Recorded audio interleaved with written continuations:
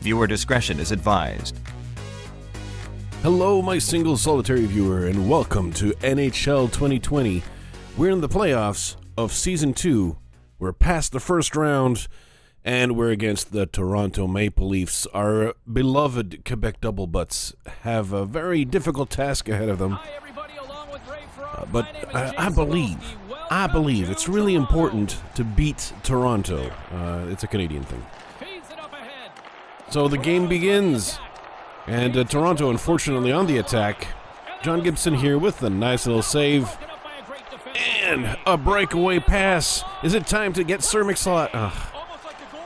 I thought that was a decent deke, and it did not go through. Well, too bad. We won't get Sir Mix-a-Lot involved. Back on the attack. Sheary now, and well, it's better to be lucky than to be good. That was a cross-crease pass attempt, and I'm not sure what the puck bounced on, but I'm thinking it was probably Anderson's stick. Let's see. Cross-crease pass. Yeah, it looks like it looks like it just bounced off Anderson's stick, their goalie, and that was a lucky bounce for Quebec City. I'm okay with that. It happens, in my opinion, a little too often in the game, but it does happen in real life as well. That was a nice attempt on my... Okay, no problem. Problem contained. And that's the end of the first period. A fledgling 1-0 lead for Quebec City, but the important part is that it's a 1-0 lead. Lucky goal or not, it's all good. Off to the second period, Martindale intercepts the pass, gets hauled down, draws the penalty, and we get a power play. Here comes Daniel Sprong to Gurianov, back in front, and it's a one-timer goal on the power play. When you need a guy with a finishing touch, thank you, Sir Mix-a-Lot. And thank you, Daniel Sprong. It's a pretty solid 2-0 lead now. And, yeah, that was just a nice cross-crease pass. You get a lot more room, of course, on the power play to get those done. And what is this? BS. This is how you tell that the referee has accepted a bribe. Not one, but now two penalties. Second one to Kruger, because Kruger's my PK guy. Oh, no. What this? This is how you know the computer cheats and has been bribing the officials. But we can... Alright. Well, you know. I guess it was bound to happen. Malgin gets a goal. Sometimes the power play lets some of the lesser-known players get in there on the scoreboard. But we still got that lead. And ain't no problem. Well, look, there are some problems. I do believe that shot should have been stopped. Kasperi Kapanen gets a goal right here. That should not have gone in. I mean, your elite goaltender can't be elite all the time, I guess. But it's no biggie. Okay, see, he can make saves. He can make saves, but that's the end of the second period, and suddenly, what was a lead, very quickly became a tie game. We're back to square zero, but look at the shot differential. 26 shots for Quebec, 16 for Toronto. The Double Butts are dominating the game, and yet it's 2-2. So, who knows, you know, even though the better team is not ahead right now, they might even lose. Oh, okay. Maybe I shouldn't have said anything. I guess I might have cursed our goalie. That was on nothing you could do here. I'm not gonna, keep criticizing poor John Gibson here. I mean, the play is not his fault, is what I mean. All right, we need Sprong. Here's Sprong. And that didn't do nothing. Time is running down. We got 10 minutes. We need to intercept. Yes. Martindale now up on the side. And back to the point, I guess, because there's nothing in front. No, there is something in front. And Sprong tried and failed. That was Nichushkin, just nothing going. 2 minutes left. Here's Shiri. Shiri with a shot. Bleh, rebound, scores! With a 1:44 left in the game, the Quebec City Double Butts tie things up. And there was not a whole lot of room left time-wise. And look at that, he was right at the line there. Barely squeezed that puck in, but it's 3-3. Sami Blais brings us here, and now overtime. First shot, it's a save. And someone just got hauled down. I think you're not so fast, you see, because they tripped fast. So not so fast here. You go to the penalty box. So we got the power play in overtime. This is a good sign. Even though, we haven't done anything good with the opportunity yet. You keep control of the puck, you get those point shots in, and you never know. Well, another chance now, another chance. Still a minute left in the power play. We got like barely one really good shot through. And that's it. Ew. 30 seconds. There's still time. Oh! Okay. 8 seconds on the power play. Guryanov in front to Sprong. We've seen that before and how... Oh! Oh, yes! So here, there was a beautiful stick lift by Daniel Sprong in the corner to get control of the puck back. He sent that back in front, and with a cool head, Guryanov passes it through again, and Alex Weinberg puts it in a basically open net for the overtime goal. The Quebec City Double Butts, the Assassins, take a 1-game lead, 1-0 in the series. We're starting to simulate game number 2, and it ended up with a 1-0 lead for the Leafs in the third period. So that 1-0 lead with 5 minutes to go becomes a 2-0 lead. Toronto is quickly showing their intent to tie the series up 1-1. But here's a penalty shot because I pulled down Nylander. no reason. But here he comes. John Gibson, it's your time to shine. No shining happening here except for Nylander, I guess. So that's very easy. 3-0 victory for the Toronto Maple Leafs. Let's just put a big damper on what had started like a good, nice little party, and now someone just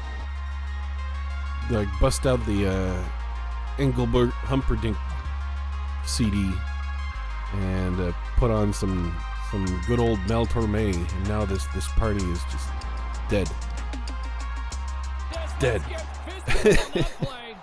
Okay. Game number 3. We've got to shake things up with the alternate jersey. But third period, it's 2-1 for Toronto, and Dermott is faking. He's obviously faking. He thinks we're playing soccer. Buying time for the team. He's just laying there on the ground, faking an injury. That is not okay. But cycling the puck along the boards back to Nichushkin in front for the one-timer goal. That was actually an impressive play. Love to see this kind of thing because I don't get to do it all that often. But it's just a beautiful goal. Nice pass. So here's Toffoli in front to Kruger, and Kruger gets the goal. It's actually his second of the playoffs. Well done, Marcus. If I can get a goal per round from Marcus Kruger, we're in really good shape. And now with the empty net, just trying to seal the deal. Because we need that final goal. We can't let the Leafs tie the game. you know, maybe I was wrong. Maybe we can let the Leafs tie the game. Kerfoot is a butt, and he's definitely not a double butt, so he scored for the Leafs instead. That was basically a garbage goal, hopping on the rebound, but I'm very, very sad because there was some decent work here. It's all ruined because we're going to overtime again. Quick pass to Marner. Here's a chance. And that was a little too close. I'm a little... Oh, really? What is this? Like, again, the referee here has accepted a bribe and sends Connor Sheary to the penalty box. Slashing. That is not okay, referee. Like, we can see what you're up to. So we're in the penalty kill in overtime. That's not a good sign because, I mean, this is a great, great opportunity for Toronto to steal the game and take the lead in the series. That would be bad. Here's Martindale with a little deke, but the shot is off the target. And sometimes when you have an elite player like Martindale, that little deke before a shot is enough to fool the goalie because he's just that great. Ooh, that was close. That almost ended right there. Ooh. And thankfully Werenski is here to block the shot here. Passes off to Kruger. Kruger just maintaining the puck. As you can see, I've got the full footage here because I need the tense situation. Oh, Gibson with the save. That could have gone in. There was that space. There was the space to shoot at. And still the save. Leafs still on the power play here. But the double butts win the draw and dump the puck out. We need that breather because we need to kill that penalty, end the penalty, so that we can play on an equal footing here. Oh, but Matthews with the massive dekes. And what was true for Martindale is true for Matthews. That elite player with the dekes can fool a lot of people. But the puck is out of the zone again. They got 5 seconds to get something done. And that's going to be a huge penalty kill for Quebec City. And the ref, being entirely corrupt, decides to invent a penalty to Joe Thornton. Yeah, there was nothing wrong here. When you see the number, hit harder. This is a maxim in hockey. You know, boarding is a fiction. There's no such thing. PK again for 2 more minutes. Here's Blais. Over to Wenberg. Ooh, almost stripped of the puck. Probably a little shot there. I would have assumed that I would have gone for the cross-crease pass here. You can't tell, but I actually recorded this footage a long time ago. And I don't remember what happened. I actually don't know what's coming up next. But, yeah, see, you know, that should have been a penalty over there in the corner for, you know, contact. The Leafs shouldn't be allowed to do that. So here we go, the Leafs on the power play. Beautiful poke check. And we've got another cleared zone. Oh no. Oh, that was a good save. That was actually literally a lifesaver. I'm just real nervous because... Oh yeah, Werenski with the save here, picking up the puck. It's just so difficult to kill penalties in overtime. And in order to give you a sense of the suspense, I decided not to edit the end of this game. Who knows when it comes? It could be 10 minutes from now. But only a minute left now on the power play. We've killed 3 minutes of power play so far. Our guys have got to be dead tired because there's only 2 penalty kill units, so it's always the same players hopping on the ice. Oh, the shot! And the tip, it could have actually gone through. It could have ended the game. It did not, obviously. But that could have been a penalty kill, a short-handed goal. It was not. Here's Blais at the face-off. 40 seconds left. A point shot from Mason. You never know with a point shot. You got to take him because you mix and match. You can get rebounds. You never know what happens with a point shot. It's an important weapon in the arsenal. But here's Blais with the interception. Ew, that did not go well for Shiri. And here comes the Leafs. They got 15 seconds to score on the power play if that's their intent. My goodness, that actually was a very dangerous shot. Kerfoot, thankfully, has rather bad aim if the net is not open. And he's just shoveling garbage into the back of the net with nothing to stop him. He can't aim. The puck ends up just outside the zone. That will be enough to kill the penalty. We're back 5-5, but we still got these tired players on the ice. So John Gibson has got to freeze that puck right here. Put an end to that play so we get some fresh players onto the ice. And the defensive units, all of them are tired. None of them isn't tired, but that was well deserved.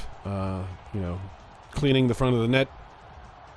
That was a job well done by the defensive squad. So defensive zone play, face-off that was lost. That immediately gives a huge chance to the Leafs, but they just can't thread the needle. Gurianov with the little deke. I thought he'd be going for the pass, but he went for that top corner instead and just nails it. Denis Gurianov with quite a snipe, unexpectedly, I would say.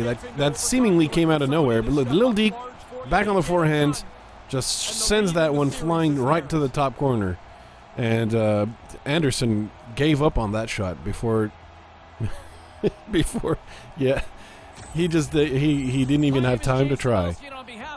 But that's a big win for the Quebec City Double Butts. Another overtime win, and now it's 2-1 in the series for Quebec City. Whoo, yeah! And off to simulation land we go, and it's time to simulate a few more games, because otherwise if you play every single minute, it actually gets too easy. Because I'm that good. Unfortunately, when I simulate, it looks like it gives Toronto quite an advantage. Just now they're catching up in the series. We've got a 3-game lead, but now it looks like they're tying things up, and they want to push things. Yeah, they're pushing things to a Game 7. Now we're gonna have to come in and play Game 7 because we've got a series that is tied 3 wins to 3 wins. This is going to be the deciding game. It's going to be played in Toronto because they were the best team in the season. John Gibson has a suspicious save percentage of only 88% or 89%, whereas Frederick Anderson, of course, is doing much better with his 914. That just dropped because Alexander Wenberg, who is actually kind of a failed first-round pick by the Columbus Blue Jackets by this point, in IRL, if you will. They were expecting great things, and he never really fulfilled his potential. But in the game, right now, I bought him as someone who wasn't fulfilling his potential, but he's fulfilling his potential right here, getting another point, and this time from a big slap shot from Elijah Martindale. And it's 2-0, just like that, 2-0 for Quebec City, taking a control of this game. And, the Toronto fans are getting worried. This is Game 7. This is the game that decides it all. And it goes right through Anderson. They gotta be worried. But unfortunately, Toronto gets a power play, and Tavares has a nasty wrister. It easily gets past John Gibson, so in terms of getting worried for goaltender performances, Gibson here got compromised a little too early there and just gave Tavares an easy in. Now Hyman and in front to Kapanen. That's where it all goes, and this time I can definitely see Gibson had no chance, but that's because I took Cam Fowler way out of position. That gave them a big opportunity. Number 4, you see for the defense going way in the corner, going to La La Land. And that's just me, player error, bad defensive play. And it's 2-2, just like that, 2-2. So Wenberg to Martindale, back to Wenberg, and now it's 3-2. That's the first play of the second period. Already Quebec City taking the lead yet again. No worries. Giving no chance to Frederick Anderson. Can't count on him being weak every time, especially when he's had a pretty good average in the playoffs so far.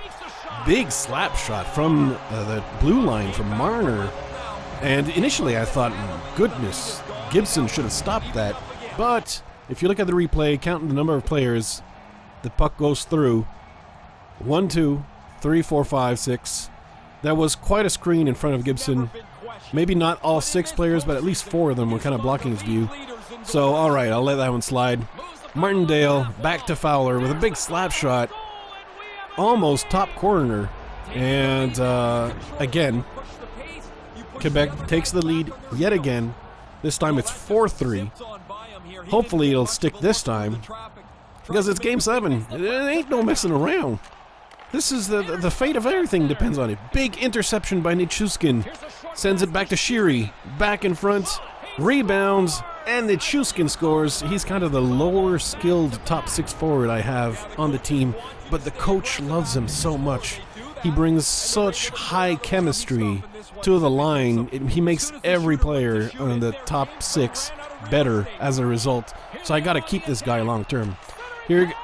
Well, there goes again Elijah Martindale. Yet another assist. He saucers that one in front. All Josh Anderson has got to do on this one to get his second goal of the playoffs is just basically just put his stick in the way and touch the puck. No skill required here, just be there. And he was. Here comes Sheary with the pass in front. No one's there.